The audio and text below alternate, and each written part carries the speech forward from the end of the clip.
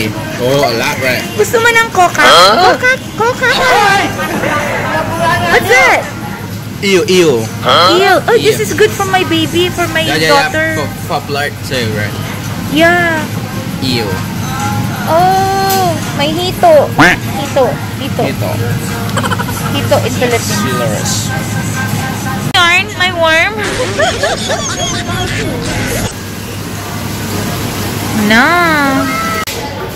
Hi mga guys! Nandito ako ngayon sa Top Supermarket.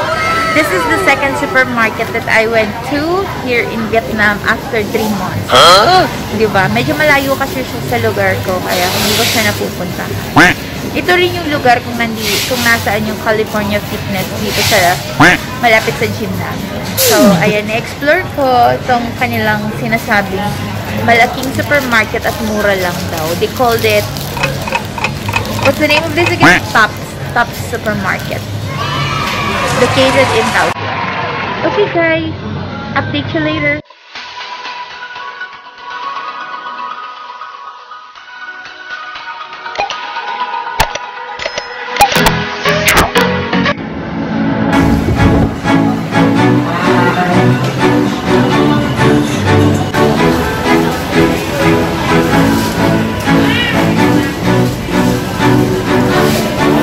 You're hungry. What's about this one? Go eat. Is there any place here to eat? It's bad. It's up to you. Can you buy too? But I'll eat that later. Guys, ayan nga, ang laki nga talaga dito. Oh. Ang dami niyang choices.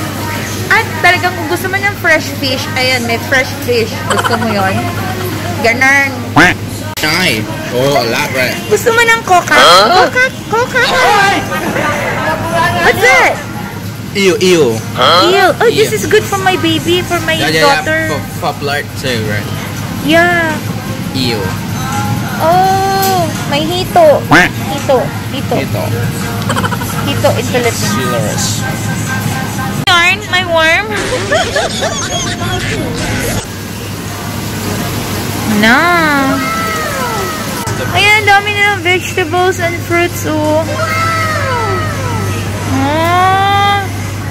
So I know where to go now. Oh my God, there's a lot of fish. What?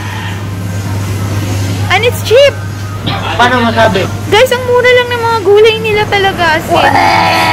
Nakakatuwa naman. Diba guys, nakakatuwa. Ang mura-mura ng mga bilihin ng gulay at saka prutas. Na guys, tapos na kami mag-grocery. Getting ready for the event this Saturday. Sion. Ayan na siya. Ay, pala to, ko. Ano daw to? Tops Market. Ayan na siya. Medyo malaki nga siya doon compared sa pinupuntahan ko. Pero meron pa rin mga ibang bagay na hindi ko mabili. So that's it mga guys. Thank you so much for sharing yung mga supermarkets nila dito sa Vietnam. That's it. Have a nice day.